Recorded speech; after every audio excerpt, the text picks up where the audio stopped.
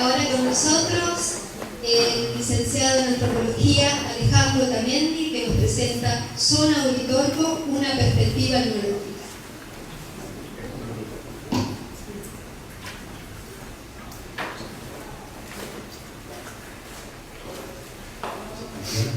Hola, ¿qué tal? Buenas tardes.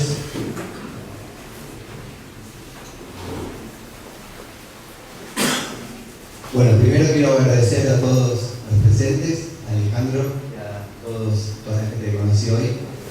Hace realmente un tiempo que yo estoy alejado de Hertz y de Capilla, salvo que este verano también fui a la fiesta alienígena, la llevé a mi hija y todo, pero esta investigación que llevé adelante como antropólogo en mi tesis de licenciatura, allá por el año 2001 hasta el 2005, que fue cuando la presenté, después derivó en otra tesis, que fue la de doctorado y que la presenté recientemente en el 2015. Recientemente ya parece que hace un tiempo.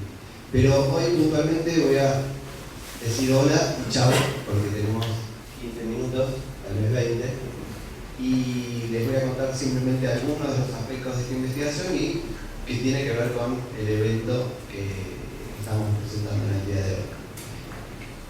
La primera parte, voy a hablar de estos, la presentación de las tesis que hice, más que nada que trató cada una. Después de la zona Uritorco como una región de significación, esto voy a explicar ahora de qué se trata. Voy a hablar, bueno, cuál es la perspectiva más antropológica, que es la que trabajo a lo largo de estas dos investigaciones.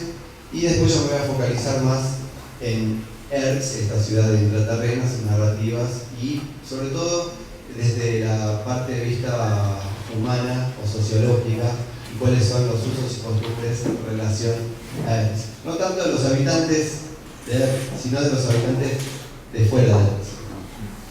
Bueno, ahora es la primera vez que uso esto. Esto tiene un puntero. ¿También? El medio de arriba. Qué lindo. Bueno, siempre quise uno de estos. Bueno, estas son dos investigaciones que llevé adelante. Una que se presentó la magia del turismo, la producción simbólica de la zona Uritorco, y esta es mi tesis, la portada de mi tesis doctoral, porque eso pesa mucho, por eso no la podía traer.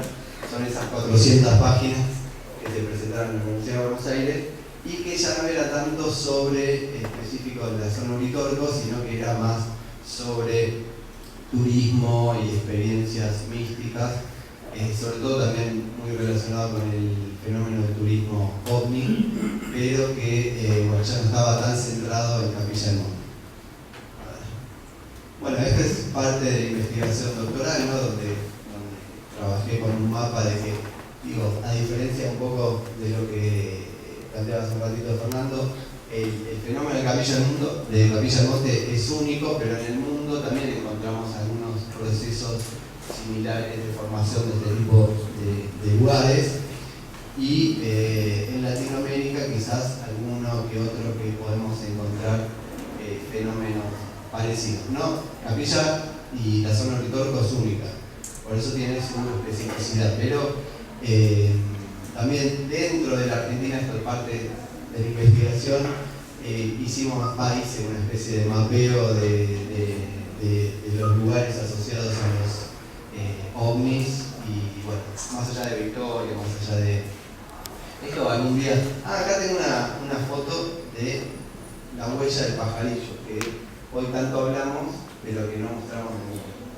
Y es precisamente ahí en el año 1986, en Capilla del Monte. Algo que quizás sería interesante, es decir, desde el punto de vista antropológico, pero también histórico, es que en este relevamiento que yo hice a partir de una metodología de investigación antropológica, es decir, fui a hacer trabajo de campo, conviví con la gente de Capilla del Monte, pero también hice trabajo de archivo, entonces fui a la biblioteca de Capilla del Monte, conseguí otros materiales, y encontré que en el año 1985, para ser más exacto, el 30 de octubre de 1985 se festejaron nada más ni nada menos que los 400 años de Capilla del Monte. O sea, Capilla del Monte, lo que tenemos la certeza es que existía antes que la Argentina y que además era un pueblo que ya a partir de 1585 se había empezado a formar. Pero lo interesante de este evento, más allá de lo anecdótico de los datos, es que en esa instancia, estamos hablando en octubre del 85, se pensaba, al menos se representaba toda esa producción de folletos y folletines también que circulaban en ese momento, como un pueblo de costumbres serranas, de religión cristiana, casi en toda la hispanidad, y hablaba de los conquistadores y de los que habían poblado originariamente Capilla del Monte, hablaba del zapato como el símbolo de la localidad, y de los comechingones era, bueno, esta era la tierra que habitaban los comechingones. Sin embargo, vemos que el 9 de enero del año 1986 esto va a empezar a cambiar. Ojo, no porque el 9 de enero aparece esta huella, sino porque se venía gestando otro movimiento cultural dentro de lo que era la localidad de Capilla del Monte y que se va a complementar con un proceso social de migración de personas, que esas personas se establecen en lugares o puestos claves de la actividad turística, una retroalimentación permanente con un tipo de turismo diferencial y todo, que ese proceso va a durar como casi 15, 20 años más, para que después encontremos ya más consolidadas 5 narrativas, que son la de Hertz, Ciudad Intraterrena, el bastón de mando, que habló hace un ratito, la energía del lugar, las luces del fenómeno ovni, y unos comechingones, bien al estilo Terrera, que no estaban muy basados, o sea, todas las teorías de los comechingones que hablaba Terrera no estaban tan basados en los documentos o los registros arqueológicos o en las crónicas de la conquista, sino más bien en una experiencia de tipo metafísica que era como él conocía los rituales de los comechingones.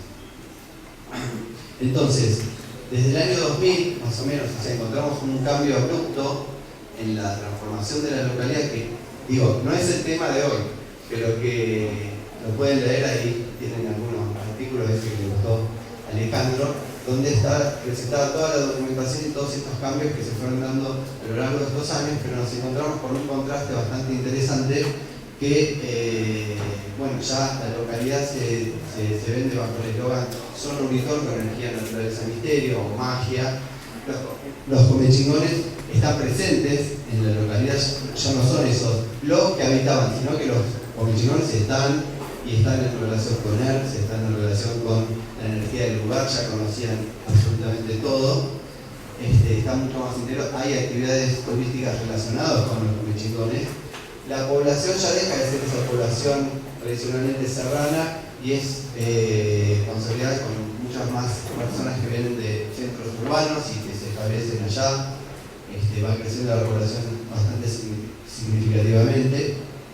El zapato deja de ser el símbolo de la localidad y pasa a ser precisamente el Cerro Uritorco, ¿no? Como el símbolo más importante, y de hecho también esta idea de la zona Uritorco como una región de significación.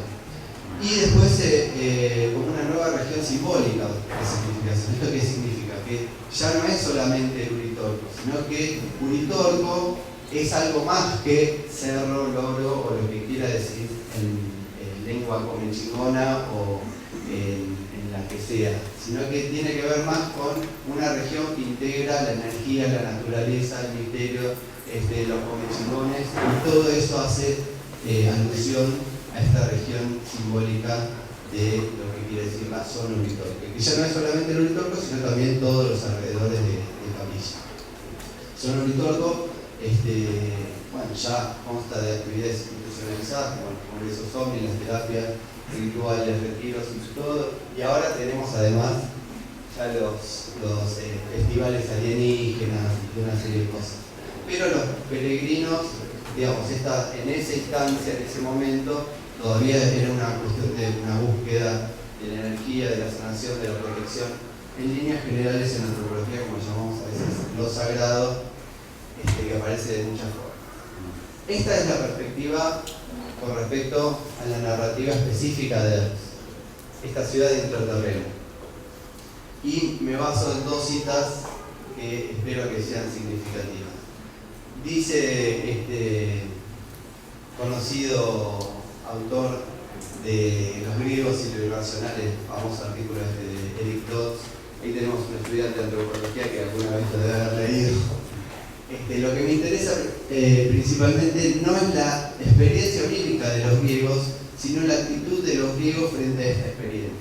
Es decir, una perspectiva antropológica nuestra es que a mí la narrativa de Hertz me parece alucinante y también la encuentro con otras narrativas transnacionales de ciudades intraterrenas que hay en otras partes del mundo. La teoría de la tierra hueca y otras cosas que los entendidos seguro que ya conocen. Pero me interesa más la actitud de la gente frente a este tipo de narrativa, qué es lo que hace, qué es lo que piensa, qué es lo que siente. Por eso los hechos sociales son modos de actuar, de pensar. Este es un clásico durkheimiano en las reglas del método sociológico. Los hechos sociales son modos de actuar, de pensar, de sentir, exteriores al individuo. Es decir, que más allá de lo que el individuo piense o cómo se represente determinada cosa, eso existe como fenómeno objetivo social, ¿no? Entonces, la perspectiva antropológica, nosotros los antropólogos nos interesa la cultura de la sociedad, tradicionalmente estudiamos los pueblos llamados primitivos, pero nos interesa entender las manifestaciones de la cultura como algo objetivo, concreto, es decir, como antropólogos, como sociólogos, no podemos estudiar algo que no existe. ¿Ya? Entonces tenemos que buscar fenómenos sociales, fenómenos culturales que nos sirvan como cosas reales, más allá de no tener un carácter material. ¿Sabes? Las relaciones, la reciprocidad no es algo que uno logre, pero yo le doy un regalo a él me da, bueno, ahí hay una cosa que no sé, no es material, pero es real. Entonces, los hechos sociales como cosas observables, como maneras de pensar, a veces aparecen como creencias, mitos, narrativas, maneras de actuar, prácticas, ritos, acciones, actividades que hace la gente y maneras de sentir, emociones, sentimientos y percepciones. Bueno, está bien. Entonces, las narrativas sobre Hertz son muy variadas. Podemos encontrar, más allá de la ubicación geográfica, dónde estaría esta supuesta ciudad intraterrena, podemos encontrar que algunos dicen que está más cerca de acá de los terrones, cerca del pajarillo, otros que está dentro del Ustolpo. Bueno, eso, digamos, como antropólogos no lo podemos discernir. Pero esta es una figura, un gráfico del libro de Encuentros Programados de Francisco Cecchi, ya publicado por el 90, pero hay otros, ¿no? Es una etapa de un libro. Acá este es uno de los primeros libros que hablaba vos, había sido con uno de los seguidores de Triguerinio. Bueno, este es uno de los primeros libros que está dedicado específicamente al tema, pero hay otros anteriores, ¿no? Como por ejemplo el que decía Diego de Valle, de Antropología Metafísica, donde hacían mención a Hertz. Pero después, ojo, Hertz ya no es que solo existe de manera multidimensional, sino que también existe acá, en los autores, en los libros. Y sigue, ¿no? Que ahí están tus libros, que en algún punto también a veces nos encontramos distintas versiones sobre esta ciudad intraterrena que no existe, pero que existe en los libros. No sé si no existe o no existe, sino que existe acá y esta es la manera que nosotros podemos encontrarlo. También uno que fue estudiando a lo largo del tiempo, podemos encontrar esto por allá de enero del 2004, donde esto todavía me llama la atención, pero hoy ya casi no me llama la atención. Acá encontramos que había un viaje de conexión en el epicentro energético del planeta Cerro Uritorco, Hertz. Este Hertz era todavía raro en el 2004, pero sin embargo, si vemos algo que uno puede encontrar este verano en Capilla del Monte, puede encontrar este tipo de afiches, ¿no? El Festival de Hertz o diferentes presentaciones, y Hertz aparece de manera múltiple. Incluso hay una cerveza que hasta ahora me voy a enterar. Hay un mercado que también que se llama Erx, ahí cerca de la calle Techada. El primer disco hace muchos años. Bueno, por eso, es más, acá está lo de la cerveza, esta es la nueva. Cada botellita. Una cerveza de. Sí, los que pudieron, allá tienen, pero ojo que es una cerveza de otro mundo, no, en Capilla Nápoles. Así que, es más, esta es una foto también de parte de la fiesta alienígena, y allá se ve la calle Techada, que es casi un exponente de Capilla Nápoles. Y si se podría ampliar, más atrás está el Cerro Víctor. Entonces, Erx básicamente es una... Hay ciertas cuestiones de Erx que no solo aparecen como una ciudad multidimensional, que podemos, para algunos es física, es concreta, es tangible, entonces podríamos entrar, pero para otros aparece ya más en el plano multidimensional y está en otro plano. Pero lo que a nosotros nos interesa como antropólogos, o al menos desde una perspectiva de las ciencias sociales, es lo que la gente hace en torno a él, lo que la gente piensa, lo que la gente experimenta. Entonces, se hacen actividades, la gente va y percibe y te llevan a la puerta del cielo o a cualquier otro lado, y entonces acá es donde se siente la energía. Entonces la narrativa orienta la conducta, en cierto sentido el comportamiento de la gente, y eso no es más ni menos que parte de la cultura que nosotros estudiamos como antropólogos. Entonces, para cerrar, volviendo al tiempo, a modo de reflexión, los símbolos es lo que la sociedad se piensa a sí mismo, cambian de acuerdo con lo que ella es.